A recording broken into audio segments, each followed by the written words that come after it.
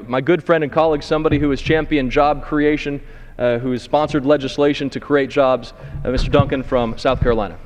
Well, I want to thank the gentleman from Colorado for his leadership on this issue, not only on the Committee on Energy and Commerce, but also as a leader on the House Energy Action Team, someone that understands that there is no national security without energy security. It's been said many times by not only members of Congress, but by leaders from all across the administration, this administration and past. And so something I firmly believe in. Let me remind the American people that just recently the President of the United States decided that he was going to kill the Keystone XL pipeline, a pipeline that would come from our friends to the north in Canada, where technology has allowed them to harvest the oil from the oil sands in Alberta and bring that crude oil down to refining capacity that we have here in this country. That's why the Keystone XL pipeline was so crucial. Not only would we be buying oil from a country that likes us, our largest and best trading partner, Canada, but we would also be bringing oil to the refineries in the Gulf states, the refineries in Oklahoma, the refineries in Mississippi, Alabama, Louisiana, and Texas, that have the capacity, due to the policies of this administration creating a moratorium on expanded offshore drilling in the United States, and the moratorium and poor policies that have kept us from harvesting American resources to meet American energy needs. I believe in American energy security and American energy independence and lessening our dependence on foreign sources of oil, lessening our dependence on Middle Eastern oil, a lot of times from countries that don't like us very much. But let me read you the President's own words when he decided that he was going to kill the Keystone XL pipeline, when he was going to kill the hundreds of thousands of jobs that would have been saved and created, true, not only shovel-ready jobs, Mr. Speaker, but jobs that exist today in the refineries in the Gulf Coast states. So not only kill those jobs, but hurt American energy independence. And outside of having American energy independence, why not North American energy independence? Why not trade with Canada? But this is the President's own words. He said, "I'm disappointed that Republicans in Congress forced this decision, but it does not change my administration's commitment to American-made energy that creates jobs and reduces our dependence on oil, period." Not reduces our dependence on foreign oil, not reduces our dependence on Middle Eastern oil, but listen clearly, the President said, lessen our dependence on oil, period. That is the policy of this administration, to end our dependence on oil and promote green energy, to throw your tax dollars at companies like Solyndra, instead of relying on the free market to pick the winners and the losers, allowing what works to work and what doesn't to fall by the wayside, and allow American ingenuity and American entrepreneurialism to chase the things that work and throw their investment dollars, personal investment dollars, into the technologies that they believe in, that the free market, the investors believe in. Instead of doing that, he took your tax dollars, America. He decided that he was going to pick winners for you, and he was going to invest those dollars in companies like Solyndra and many others. As the weeks unfold, we'll realize that your tax dollars were invested in companies that you wouldn't have invested in yourself, because you would have made smart decisions. America can make smart decisions. That's what makes us great. But his own words said that he wants to reduce our dependence on oil. I go back to the Secretary Chu, the Secretary of the Department of Energy, and his own words that he thinks we ought to be paying the same for gasoline as those in Europe are paying. $8, $9 a gallon gasoline. And trust me, we're headed there. We're headed there. Last month was the most expensive January ever for retail gasoline, as prices averaged out at $3.37 a gallon, according to the Oil Price Information Service in New Jersey. That's compared with the previous record average for the month of January, that was $3.95 a gallon. That was set last year.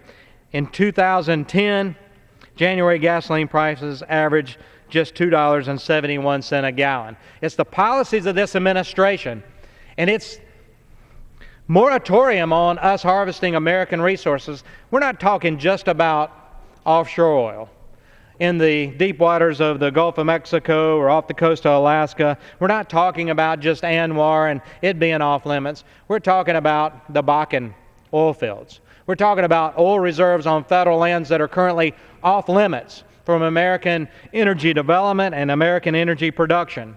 But guess what? That same Bakken oil field spills over into North Dakota. And that Bakken oil field is on state-owned and private-owned property. And you know what? North Dakota has a 3% or less unemployment rate. It's an energy economy that is booming because it's on state and federal land, and they said, hey, come harvest our oil resources.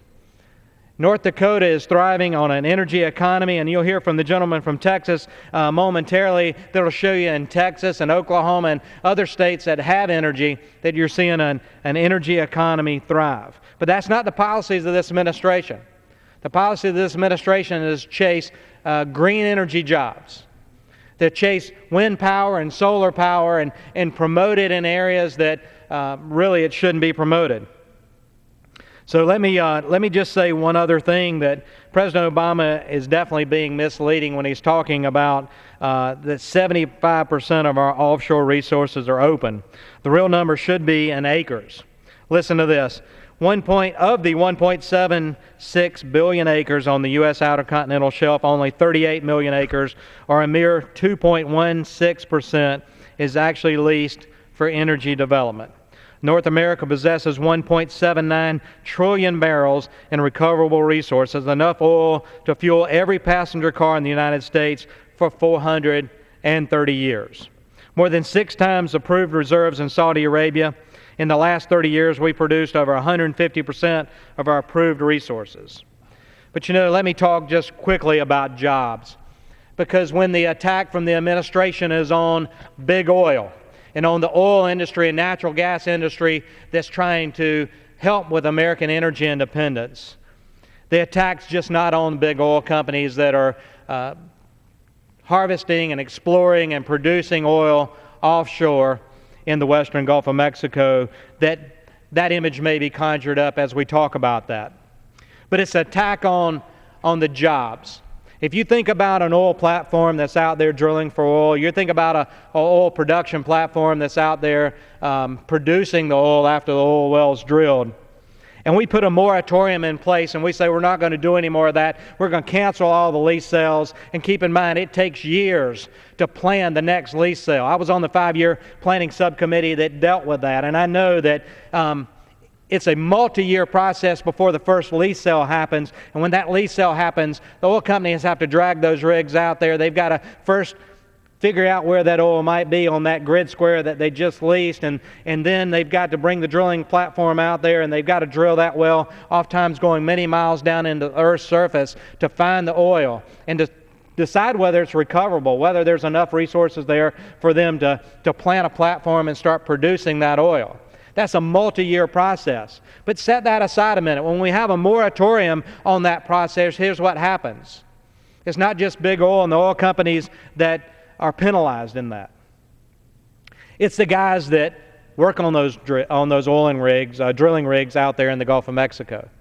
It's also the guys that take them supplies, their diesel fuel to run their generators, their food, to transfer the men back and forth that are doing the work from onshore out there to those facilities. It's the companies that manufacture the pipe and the casing that support that industry. And as Jeff Lander will tell you, Louisiana's economy is hurting. It's hurting not because of big oil hurting. It's hurting because of the little guys back home that don't get to supply that pipe. They don't get to thread that pipe and fit that pipe.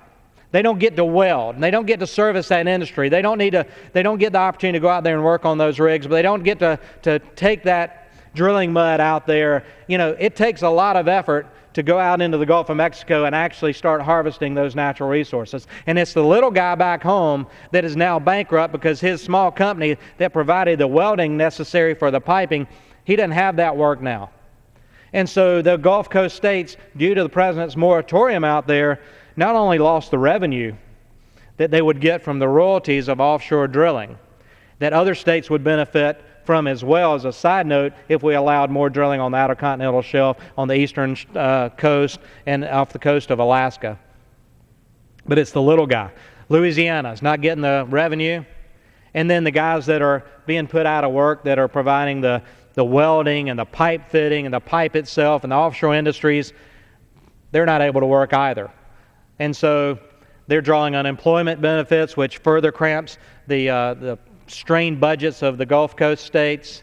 So they're drawing unemployment benefits. They're not paying taxes, so the state revenues in Louisiana, Mississippi, Alabama, Texas are strained because they're not receiving those tax revenues. They're not receiving the corporate revenues from thriving energy-based companies that are providing jobs and payroll and paying into unemployment and providing corporate tax returns. It is a tremendous trickle-down effect when we stop harvesting resources. It's a tremendous trickle-down effect of those Gulf states' economies. But I'll tell you, in South Carolina, when my constituents have to pay more and more of their hard-earned dollars to put fuel in their vehicles, whether it's gasoline or diesel fuel, in their vehicle to go to work, and they've got to think about that first hour that they're working just went to pay the gas that it took them to get there. When they're digging deeper into their wallet to take out money to buy more and more gasoline just to go earn the money that they're going to turn around and use to buy the gasoline, it's a vicious cycle. We've got the ability, a gentleman from Colorado, we've got the ability to lower gas prices in this country. And I simply look at natural gas.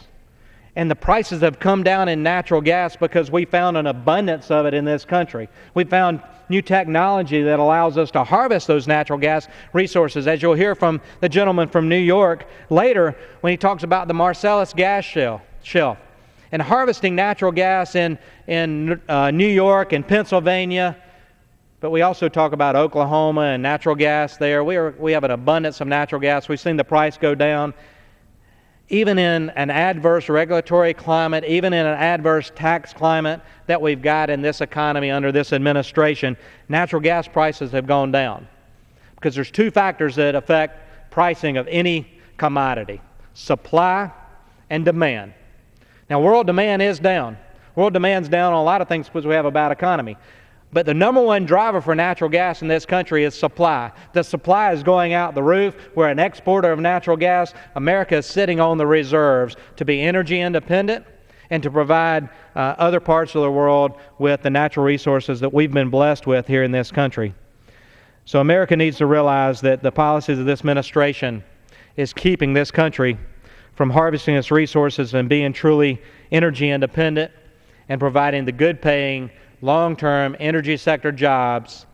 And if you're looking for a job, America, I recommend you go to one of these energy-producing states, whether it's Oklahoma or Texas or even to North Dakota, where the unemployment rate is 3% or less, where you can earn up to $70,000 a year driving a water truck, if that's any indication of the good-paying jobs that are out there. Energy is a segue to job creation. It's the answer to get us out of this economy. And with that, gentleman from Colorado, I yield back. Thank you. Well,